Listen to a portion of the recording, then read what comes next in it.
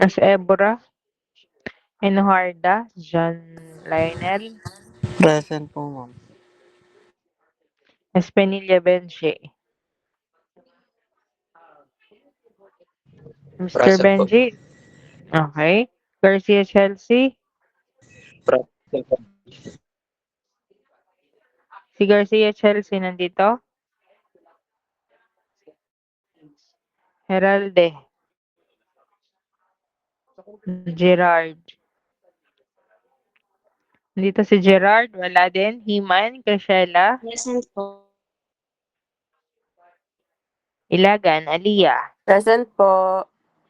Leonida, Arnold, Present po, ma'am. Livera, Present po, ma'am. Lontok, Present po. Magbuhos, Present po. Magnaye, Present po, ma'am. Manimtim, Present po, ma'am. Minyon, Present po, ma'am. Montalbo, Present po, ma'am. Mortel, Present po, ma'am. Paruli, Present po, ma'am. Pecho, Present po, ma'am. Pedraza, Present po. Pelagio, Present po. Ramos, Present po. Suniega. Suniega wala. Tampugaw, Present po. Tan, Present po. Toledo. Si Miss Toledo. Wala ulit? Parang last time mula si Miss Toledo din. Valencia, Peter, Present po, ma'am. Filial Angelo, Present po, ma'am. Filial Lobos, Kent. Present po. Okay. So, ang wala ay si Balani Dave. Kabalan. Si Chelsea nandito na daw. Okay. Sino pa to? Ebora. Okay. Saniega. Ayan. Okay. Saan po tayo natapos sa discussion nga? Kung alam ng lahat. Page ano?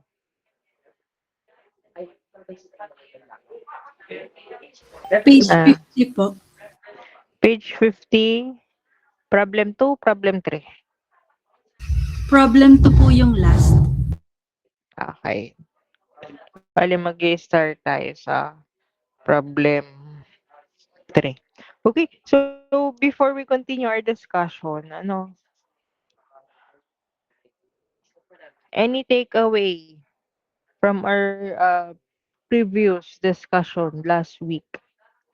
Ano yung natatandaan mo? Ano yung natutunan mo? Ano yung tumatak sa'yo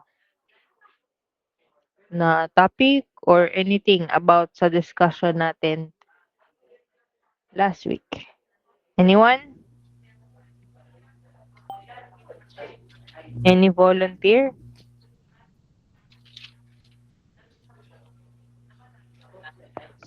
Wala kang natutunan.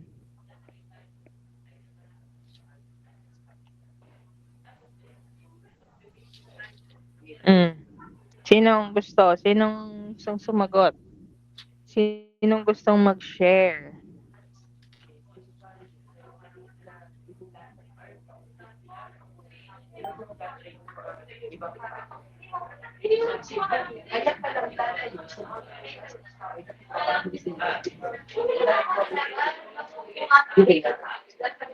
Wala. Sa inyong lahat ng nandito sa meet, wala kayong natandaan doon sa previous discussion natin?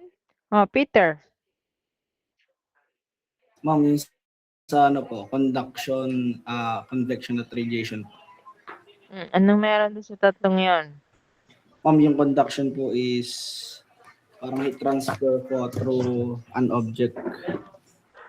An example po is pag nagluluto po sa kalan po, tapos hinawakan mo po yung mainit na yung kawali po, tapos papasok po yun. So, conduction naman po, example po is yung sa aircon po. Yung heat transfer po yung nangyayari po. Ito naglalabas yung aircon ng hangin. Bali po yung warm air ay nagra-rise po, tapos po yung cool air ay nag-settle po sa bottom. Tapos sa radiation naman po, yung example po sa sun, nag-emanate po siya ng radiation. Okay, thank you, Peter. Another, sino pang gustong mag-share?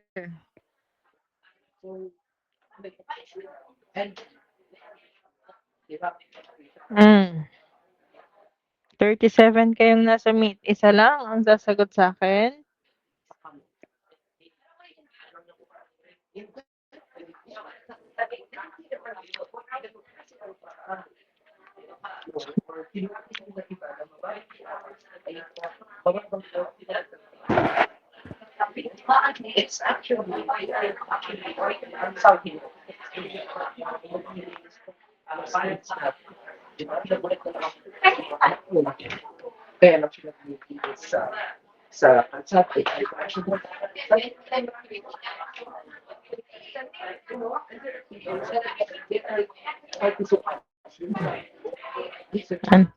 Anyone? Any volunteer?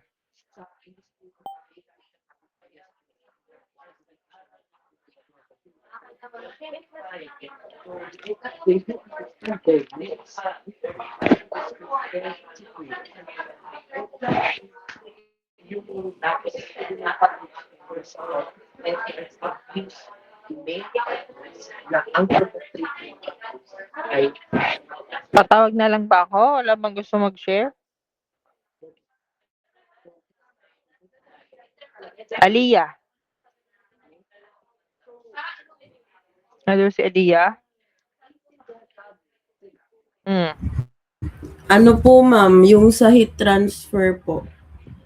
Yung heat po nagfo-flow po from high to low temperature region hanggang po sa maabot po yung thermal equilibrium. Tapos po, vital po yung heat transfer sa chemical engineering tsaka po sa petroleum engineering din po. Yung heat transfer po, occurs po sa different po chemical processes po. And then po yung kagaya pong sinabi ni Peter na summary of heat transfer processes po yung conduction, convection, tsaka radiation po. Yung conduction po, yung heat po, can be conducted po through solid, liquid, and gases po. Dahil po yun sa random molecular motion po. And then yung convection naman po ay heat transfer po or energy exchange po between solid surface at fluid po. Dahil din po yun sa random molecular motion tsaka po energy. Samantalang yung radiation naman po ay energy transferred from electromagnetic waves po. Through space po by means of electromagnetic waves. Kagaya po ng pag-travel po ng electromagnetic light waves po para ma-transfer yung light. Yung Fourier's law naman po ng heat conduction ay nagsistate po na yung negative gradient po ng temperature at yung time rate po ng heat transfer ay proportional po sa area kung saan po magfo-flow po yung heat. Yun lang. Okay, thank you, Aliyah. Another, sino pang gustong mag-share?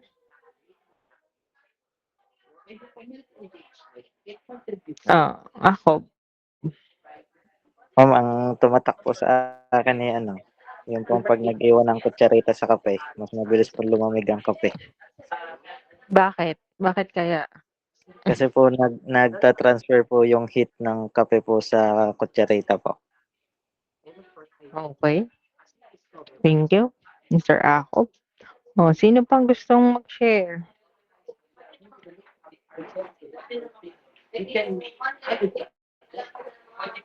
Wala na?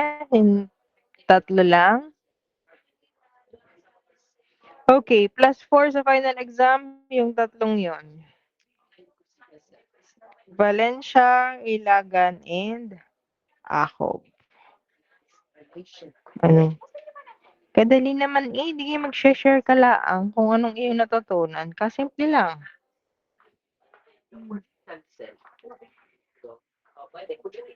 Pagkakaiba ni heat transfer rate at ni heat flux. Sige nga. Anong pagkakaiba ni heat transfer rate at ni heat flux? Paano nyo ma-identify na itong isang ito ay heat transfer rate at itong isang ito ay heat flux? Breaks. Ma'am, sa equation po ba, pag heat transfer po, malaking Q, tapos pag heat flux is maliit na Q? Yung po ba? Ano pa? Bukod sa Q, capital Q and small letter Q.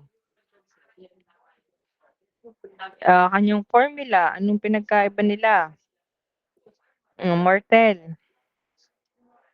Yung sa heat transfer po, yung sa malaking Q, gagamitan po siya ng watts. Tas watts lang po. Tas ang sa heat flux naman po ay watts over meter squared po. Okay, ang unit nila, Okay. So, ayun. Ayun lang yung mga dapat nyong tandaan din, Okay, sige. Okay na ako doon. Proceed na tayo sa discussion. Continue natin yung discussion natin. Share screen lang ako. Kita na ba yung screen ko? Ayan.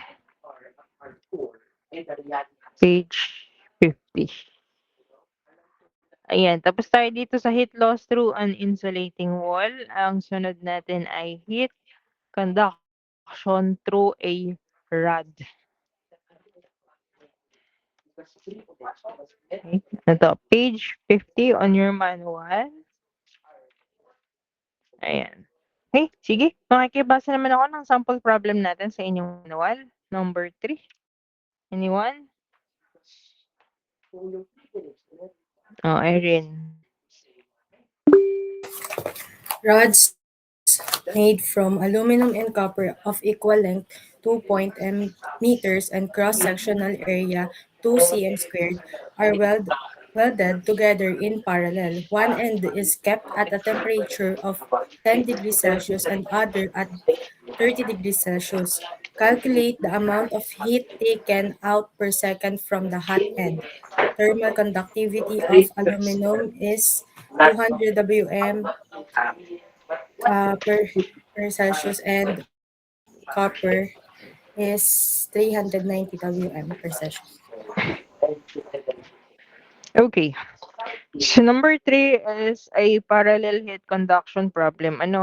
Both rods conduct heat simultaneously. Alam naman po siguro ng lahat kung ano yung rod na tinatawag.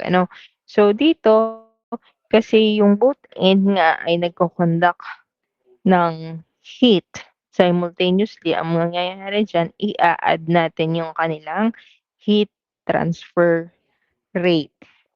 Okay, basahin ko ulit si problem. Sabi dyan, rods made from aluminum and copper of equal length 2 meters and cross-sectional area 2 centimeter squared are welded together in parallel. One end is kept at a temperature of 10 degrees Celsius and the other at 30 degrees Celsius. Calculate the amount of heat taken out per second from the hot end. Given ang thermal conductivity of aluminum, 200 watts per meter degrees Celsius. and copper 390 watts per meter degree Celsius. Ano yun? May nag-present po. Okay. Ayan. So, ulit-ulit lang tayo. Sulat natin yung given natin. Meron tayong length, no? Aluminum and copper daw of equal length na 2 meters. Sulat ko ha. O length daw natin is 2 meters. Cross-sectional area natin ay 2 centimeter squared. And temperature natin, at one end ay 10 degrees Celsius and the other ay 30 degrees Celsius. Pero ang pwedeng gawin nyo na is idiretso nyo na yung delta T. So, meron tayo dito, ang ating change in temperature is 20 degrees Celsius. Given then, ang thermal conductivity na K, thermal conductivity for aluminum, 200 watts per meter degree Celsius. Watts per meter degree Celsius. Copper, Cu, 390 watts per meter degree Celsius. Ano, check nyo yung units kung same-same, kung uniform ang unit ninyo. Ang ating thermal conductivity ay watts per meter degree Celsius. So, ang temperature natin, okay na, naka-degree Celsius. Ang length natin, naka-meters. Ang area natin ay naka-centimeter. So, i-convert po. No, 2 centimeter, 2 meter squared. So, ito ay ilan? Ilang meter squared sa 2 centimeter squared? Ah.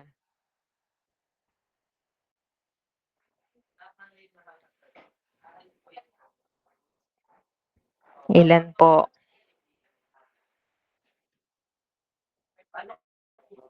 Centimeter to meter, ilan? 0.02 po.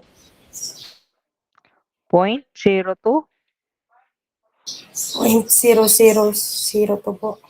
Ilang zero after ng point? 3 po. 3 po. Okay. 0.123. Oh, 0.0002 meter squared o kaya naman ay 2 times 10 raised to negative 4. No. So, dapat alam ha kasi may mga nakita ko sa exam dito sa part na 'to nagkakamali na sila. Nung nag-convert ng centimeter to meter, mali. No, instead na 0.0002, tatlong zero, naging 0.02 o 0.2 lang ang nailagay nila. Ibig sabihin, mali na yung buong process mo ng pagso-solve. Ano? So, hindi natin afford magkamali sa simpleng conversion ng ganyan. Okay? I-compute natin ang heat transfer rate for each rod. Meron tayong aluminum nga and copper. Diba? Kasi nagbigay sila ng dalawang thermal conductivity para kay aluminum and para kay copper. Oh. So, for each rod, compute muna natin si aluminum. No, heat through aluminum. Heat transfer rate. Ano nga ang formula natin pagka heat transfer rate? Ha?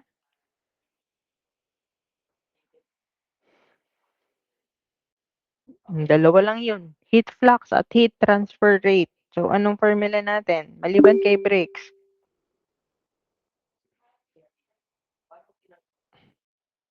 Iba.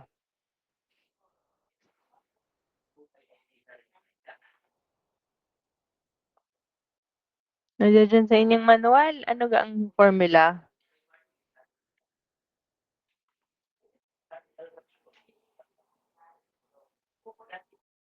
Wala, hindi alam. Heat transfer rate.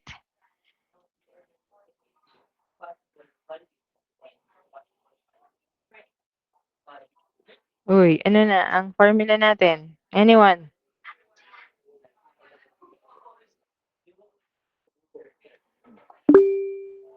Oh, Mr. Behasa. K A Ano? times Mm. T1 minus T2 over L. T1 minus T2 over L. Okay. So, tatandaan class, basta heat transfer rate or yung malaking letter Q, laging may kasamang area. Oh, yun lang yung pagkakaiba nila ni heat flux. Si heat flux, walang area sa kanyang formula. Okay? So, ito. Meron tayong Q. Ang K daw natin for aluminum or yung thermal conductivity of aluminum is 200 watts per meter degree Celsius times the area in meter squared. Ano? 2 times 10 raised to negative 4 meter squared. Ang sa case natin, delta T na diretso, ano? So, 20 degrees Celsius over the length, 2 meters. So, ano po ang heat transfer rate through aluminum? Kakompute ako nito.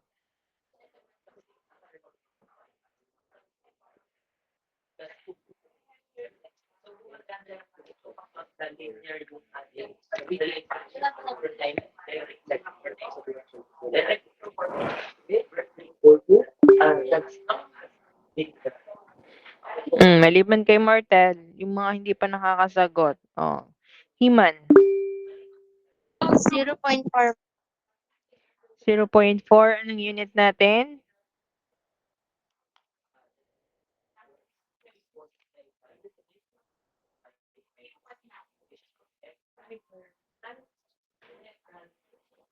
Anong unit natin? Himan? Miss Himan?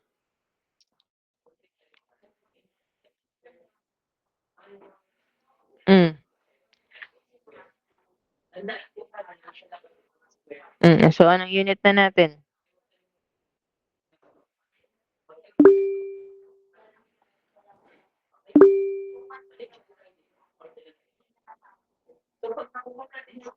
Sabi, sunshine.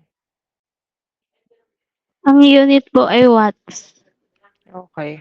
0.4 watts. Okay. Nakumpita natin ang heat transfer rate through aluminum. Ngayon naman ay through copper. Heat through copper. So, same lang ulit.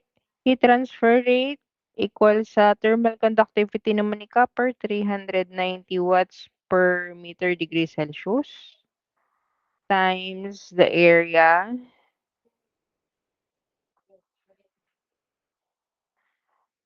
delta T natin, 20 degrees Celsius over 2 meters. So, ano na ang ating heat transfer rate through copper? Garcia. 0.78 watts. Okay, 0.78 watts. Ayan. Again, sabi ko pagka rad ang pinag-uusapan, no, kasi nga nagkakandak yan ng heat simultaneously. So, i-add lang natin yung kanilang heat transfer rate. So, ang ano natin dito, total heat transfer rate total ni aluminum at ni copper. 0.4 watts plus 0.78 watts. Ano ang heat transfer rate total dito? Ating rad.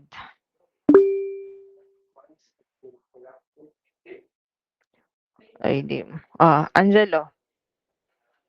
1.18 watts or joules per seconds.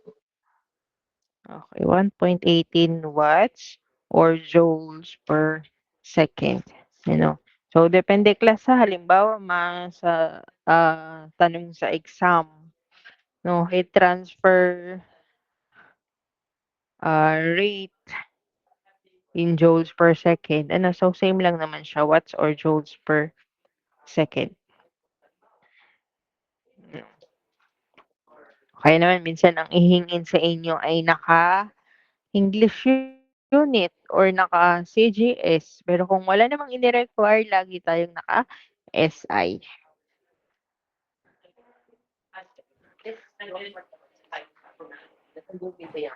Okay, naiintindihan ka? Ha?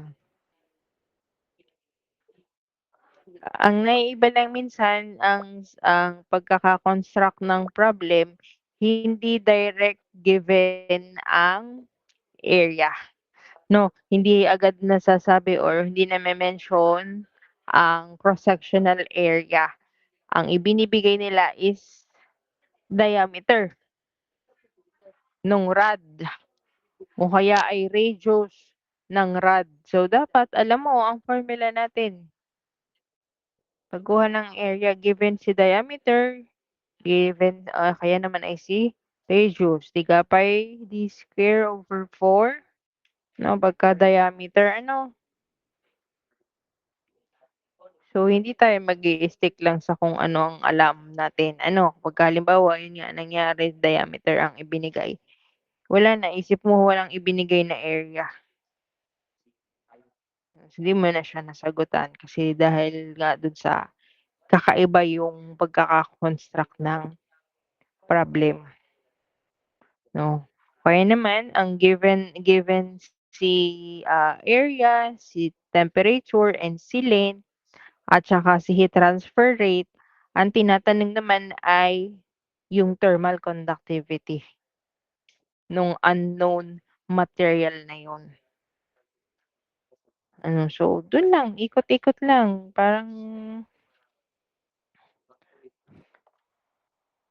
Pero yun nga, basta alam mo si formula syempre. No? Yung formula nila, kung anong unit, dun sa mga given na dapat. So, dapat ay alam.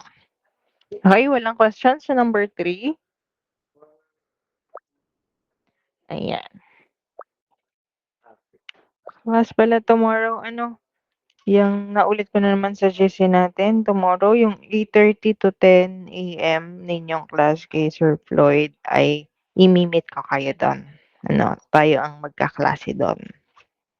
Bibigay ko din ng inyong midterm exam para malaman nyo ng score nyo ng inyong midterm paper. So, 8:30, 415. Room 415. Baka magulat kayo. Bakit ako doon. Okay, next. Wala na ako sample problem. Next, number 4. Babasa po ako, number 4. Sinong gustong magbasa ng problem number 4? April. The energy lost from a 10 cm thick slab of steel is 50 watts. Assuming temperature difference of 10 Kelvin, find the area of the slab if the thermal conductivity of steel is equal to 45 watts per meter per Kelvin. Okay, thank you, April. Ayan. So, dito sa problem number 4, sabi dyan, the energy loss from a 10 centimeter thick slab of steel is 50 watts. Assuming the temperature difference is 10 Kelvin, find the area of the slab given the thermal conductivity of the steel is 45 watts per meter Kelvin. So, ang given natin dito ay thickness. 10 centimeter thick slab of steel. thickness or yung L natin. Ano, mag-stick tayo sa L. So, we have 10 centimeters. Tapos, the energy loss daw is 50 watts. O yung heat transfer rate. O baka mag-isip, ano energy loss? Yung malaking Q ba siya or yung maliit na Q? Si heat transfer rate ba siya or si heat flux? Check nyo lang yung unit. Heat transfer rate, naka-watts. Heat flux, watts per meter squared. So kita nyo na yung capital letter na Q. So, si 50 watts, assuming the temperature difference or delta T is 10 Kelvin. Ang tinatanong ay area ng slab, thermal conductivity ng steel is 45 watts per meter Kelvin. Ang nawawala ay area. Area ang nawawala. Ibig sabihin, ang unit niyan ay meter squared. Wala akong makikitang ibang unit ha. Area ay meter squared. Kung ayan ay English, edi saka pa mag-iiba. Pag SI ang usapan natin, ang area ay meter squared. Okay? So, hindi ka na mag-iisip uli kung ano ang formula kasi given na ang heat transfer rate. So, ang formula natin, Ka delta T over L. So, 50 watts. K natin is 45 watts per meter Kelvin times the area. Nawawala nga po, hinahanap. Delta T ay 10 Kelvin divided by the thickness or yung length natin. Naka-centimeters pa to. So, convert lang 0.10 meters. Tama? 0.10 meters. Makukuha na natin si area. Anong area natin dyan? Pa-compute ako.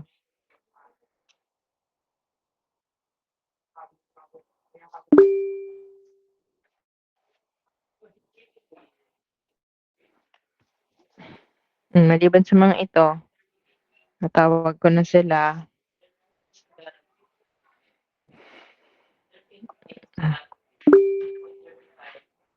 Natawag ko na din yan, tatlo. Arnold. 0.01111 po. Okay. Meter squared po. Ayan. 0.01111. 0.0 hanggang 4 na lang meter squared. So, ito lang yung hinahanap niya. Okay. Naiintindihan po? Ang nakikita ko lang yung mga common mistake lang during exam ay yung sa conversion. Ano pa, yung pong sa pag-i-input sa calculator. Tama naman kasi minsan pagka tama yung solution, pagdating sa final answer mali. Pero nung nire-compute ko naman yung binigay na solution, tama naman dun sa tamang sagot. So, ang mali dun ay yung pag-i-input mo sa calculator. Pagka sa exam, tawag dito.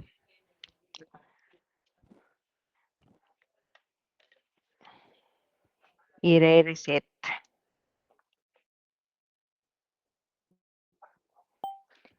I-reset ninyo ang inyong calc. Baka ayan ay nakarad pa or kung ano man ang mode ng inyong calc nung oras na exam na yan. Okay. Naiintindihan po si 4? Walang question?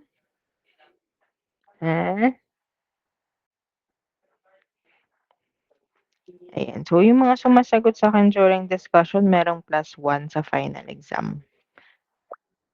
Tama ba? Ang nalista ko, Cabalan, Himan, Behasa, Abe, Garcia, Villela, April, Leonida.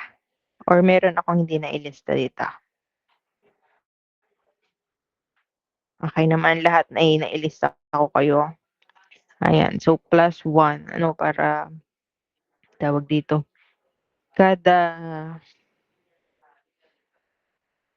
during discussion natin, makakapag-earn kayo ng points, ano, pandagdag din sa inyong final score. Sabi, eh ma'am, pa +1 lang naman.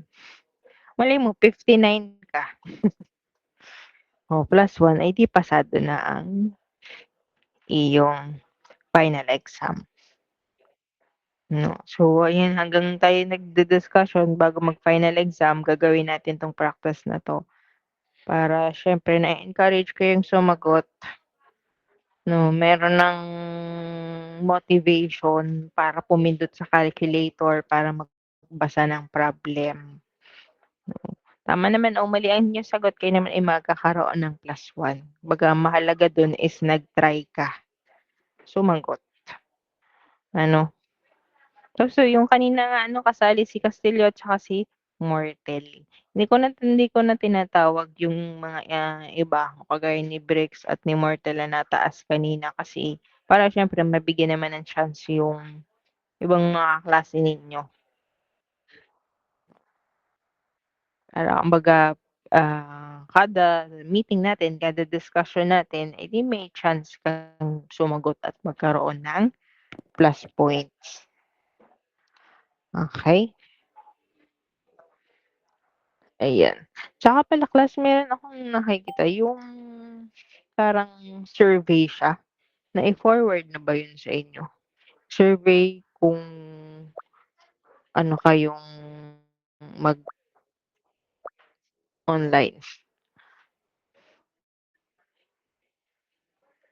Okay. Pang inyo lang naman yun, hindi naman kami allowed magsagot. Pero yun nga, pero para sa akin kasi hindi siya maganda, 'di ba? Imagine niyo parang pandemic na ulit. Banda-banda diyan naman bababa na uli ang gasolina. Ang kailangan natin ay aircon. Kahapon nag-class ako sa room 207 ba yun? Basta yung sa dulo dito sa second floor. Sobrang banas, tulo na yung pawis ko. Oo, present ka na, Erin. No? Sobrang banas, tulo na ng pawis ko dun sa 07, 207. Pagtingin ko sa kisame, may CCTV. Ay, di ba wow? Pero na priority ang CCTV kaysa sa aircon.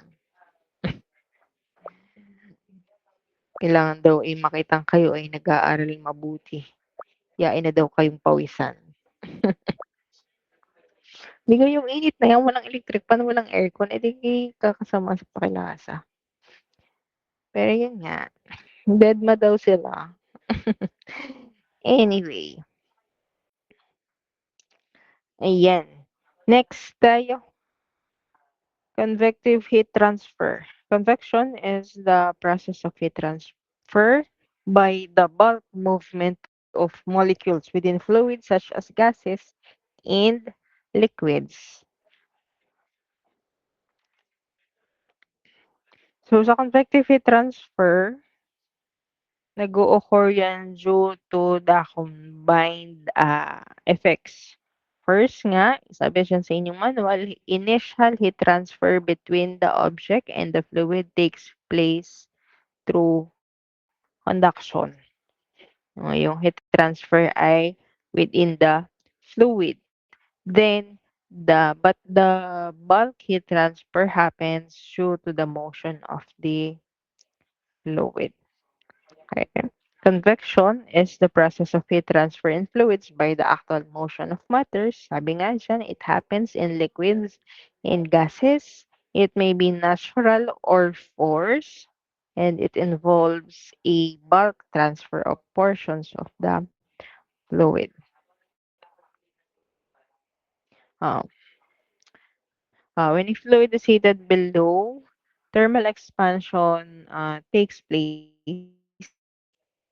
The lower layers of the fluid, which are hotter, becomes less dense. We know that colder fluid is denser due to buoyancy. The less dense, hotter part of the fluid rises up. Tandaan niyo lang class, pagka yung cold fluid, sila is yung denser. Ibig sabihin nun sa ano natin is sila yung magsisink o sila yung lulubog. While yung hot fluid, less dense sila compared kay cold fluid. So, sila yung magra-rise o sila yung aangat. Mm. So, this process is repeated when this part also gets heated and rises up to the replace to be replaced by the colder upper layer. This is how the heat is transferred through convection. Yan. Dami naman sinabi doon. Dito tayo. Types of convection. There are two types of convection and they are natural convection and forced convection.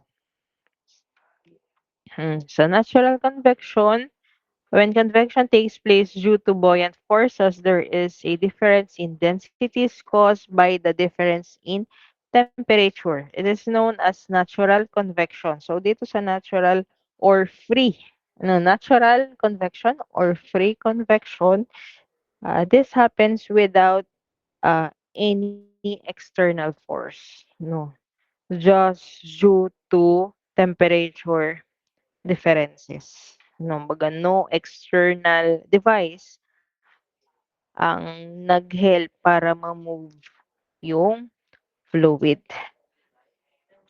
While si forced convection naman, when external sources such as fans, pumps are used for creating induced convection, it is known as forced convection. So unlike natural convection, itong forced convection, nangyayari siya when fluid motion is caused by an external device. No, na-mention kanina, narinig ko dun sa shinare ni Peter. Ano ba yun? Aircon o rep? Nakalimutan. Peter, ano nga yung inano mo kanina? Aircon? Aircon po, ma'am. Yan. So, for example, yun nga yung sa aircon. Ano, yung air conditioning system natin sa bahay. Dito sa aircon, gumagamit yun ng blower, no, para ma-circulate yung air over the cooling coils. Ano, so hindi yan basta-basta lumalamig. Meron sa loob ng aircon natin, may blower, may fan, may compressor. Ano, for example, yung ano ba, pagka nag-aircon kayo sa bahay, once na tumahimik yan, tiga may time na tahimik, natigil yung ugong nung aircon. Ibig sabihin nun patay si compressor niya. Ibig sabihin nun yung lamig sa inyong room ay ano, baga thermal equilibrium na siya. Baga na-maintain niya na yung desired temperature na dapat dun sa loob ng room, parang ganon. Ayan, ano pa? Hair dryer. Yung mga hair dryer natin. Siyempre may nagbo-blow yun ng hot air using a fan. Kumbaga, yun nga, merong external device na ginagamit o external energy para ma-move yung fluid. Pagka ang usapan nga natin is force convection.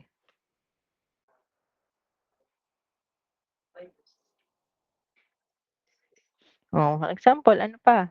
Yung galing kayo sa initan, pumasok kayo ng kwarto, nag-electric fan kayo. So, si electric fan, yung fan is pino-force niya yung air para mag-move and then nag-i-increase yung heat loss from our skin. No, kaya at a certain point, a certain time, malamig na ang katawan mo, kumbaga malamig na yung hulab ng katawan mo, yung nagkaroon na ng heat transfer by the help nga po nung fan. No. Okay. So, iyon. Yan, regardless of the particular nature of the convection, heat transfer processes, the appropriate rate equation is of the form. No, so itong formula natin na narito is also the same sa ating heat flux. No, kasi kung mapapansin ninyo, meron na naman tayong Q, dalawa na naman si Q natin, and magkaiba na naman si no. So, itong Q nating ito at itong Q nating ito. Page 53 on your manual. So, itong una nating formula is the heat flux. No, ang unit niya ulit syempre is watts per meter squared. Ano lang po ang pinagkaiba niya dun sa previous discussion natin sa conduction. Dito ay instead na thermal conductivity, ang ginagamit natin ay H. Si H po is the convective heat transfer coefficient in watts per meter squared Kelvin. No, natatandaan ang unit ng thermal conductivity natin. Thermal conductivity ay watts per meter Kelvin. Si H natin or si convective heat transfer coefficient ay watts per meter squared Kelvin. Ano? Yan. Tapos si T sub S and si T infinity. So T sub S is the surface temperature in degrees Celsius or Kelvin. Then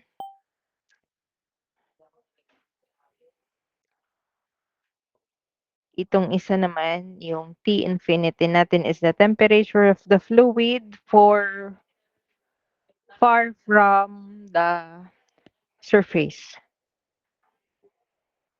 Surface temp, Celsius per Kelvin. Ito naman ay temp of the fluid far from the surface.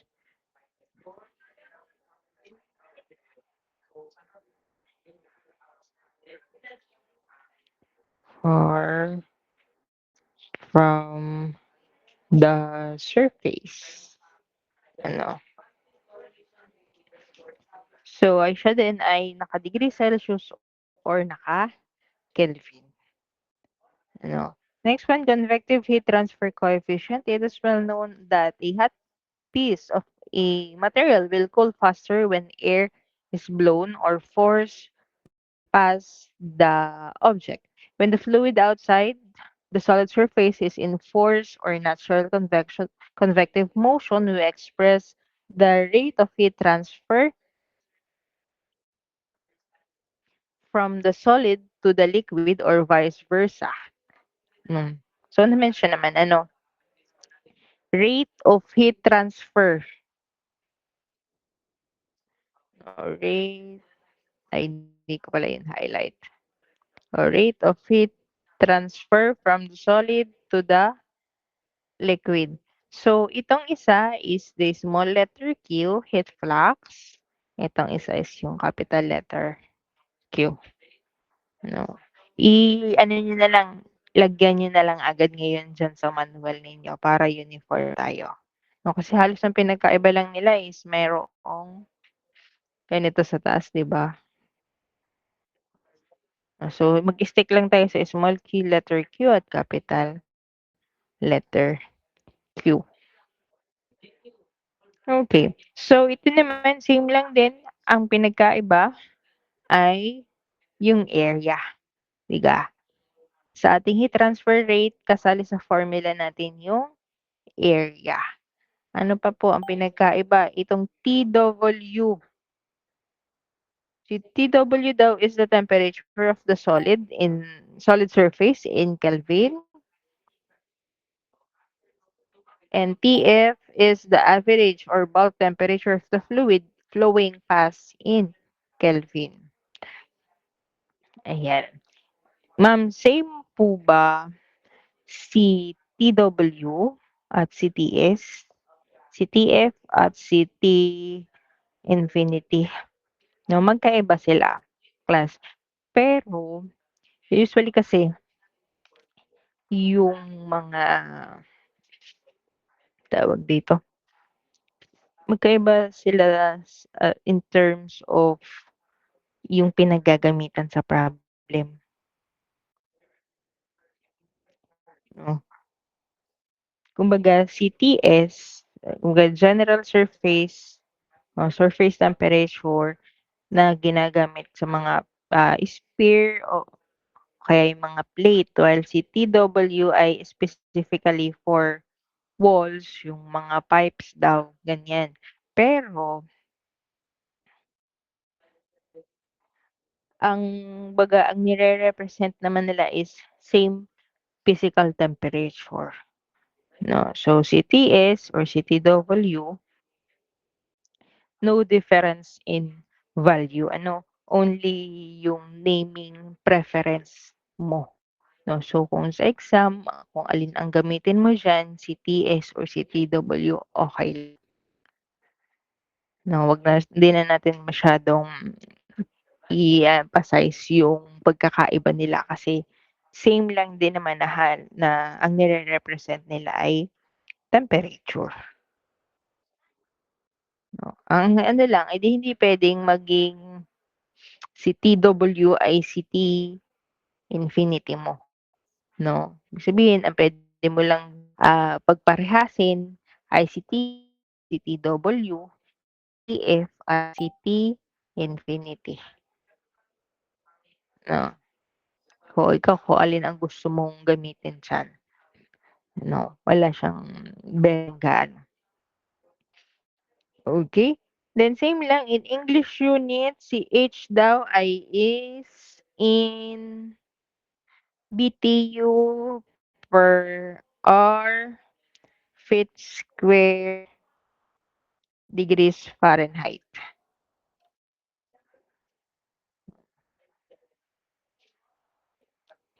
No, tandaan, sa English unit, yung ating convective heat transfer coefficient ay naka-BTU per R feet square degrees Fahrenheit. No, naka-squared si feet. Kasi 'di ba doon sa ating thermal conductivity or K, ang ating conversion ng watts per meter Kelvin ay yung 0.5779 BTU per R feet degrees Fahrenheit. So, pinagkaiba lang nilang dalawa is merong squared na ano. Huwag malilito, bawal malito. Okay? Naiintindihan ka? Nakakasunod ka? Nagno-notes? Ha? Okay. The coefficient H is a function of the system geometry, fluid properties, flow velocity, and temperature difference. In many cases, empirical correlations are available to predict this coefficient since it often cannot be predicted theoretically. Since we know that when a fluid flows past a surface, there is a thin, almost stationary layer or film of fluid adjacent to the wall, which presents most of the resistance to heat transfer. We often call the coefficient H as a film coefficient. Ano? Ayan. Film coefficient. Hayden, meron tayong table dyan, approximate magnitude of heat transfer coefficient. Pagka condensing steam, range values of H niya in English unit at ni SI unit. Pagka moving hydrocarbons, about to 10 to 300 BTU per BTU per hour, feet squared, degrees Fahrenheit. No. Pero kung in case man class na may mabigay nga na ganito, ay diretso na. Ano? Kasi last time na nag-exam kayo, ang daming question. No, nung midterm exam. Ako'y nilalagnat ng panahong yun. Parang 7 AM ang start ng inyong exam. Ako yung mga 7:40 nagising nun kasi masamang-sama ang pakiramdam ko. Tapos sobrang daming message about nga din sa mga values, no, mga density, viscosity. Ayan. So, sa susunod na exam, i-make sure ko na given na siya sa problem mismo. I-double check or triple check ko siya para wala nang maraming tanungan sa proctor. Okay, then to convert the heat transfer coefficient H from English to SI unit, 1 BTU per hour feet square degrees Fahrenheit is equals daw sa 5.6783 watts per meter squared Kelvin. So, tatandaan din ito, baka gamit na gamit ito. No, English to SI naman yan. No, yung binigay ko nung una kasi ay, yung sa thermal conductivity ay SI to English. So, isusulat. I-highlight nyo din yan para madali nyo siyang natatandaan. Okay? May question po ba? So, next meeting na lang ang sample problem about siyan. So, sige. Hanggang dun lang muna yung discussion natin. Tomorrow naman may meeting ulit tayo. Doon na lang natin itutuloy. Okay. So, konti na lang matatapos ng SEM. Ang after nyong mag-plant tour, finals na. No, enjoy daw muna sa plant tour. Tapos, saka magpa-finals. Pero yun nga kasi, enjoy nyo yun. Okay. Sige. Ano yun, Tristan? Ma'am, tatanong ko lang po sana kung may klase pa po tayo sa Friday o yung pangbukas na po. Thank you po. Sige, wala na. Wala na tayo sa Friday kasi nilipat naman natin yan ng Thursday. Para kung may lakad man kayo or ano man, hindi kayo gigising ng maaga. Okay. Sige, yun lang naman ang akin for today. Thank you sa pakikinig and also thank you din sa mga nag-participate. Bawi yung iba sa susunod na meeting natin. See you tomorrow na lang. Ayan. Okay. Sige po. Thank you. Class dismissed. Ingat kayo and God bless po. Thank you. Thank you po. Thank you po, ma'am. Bye-bye. Thank you po.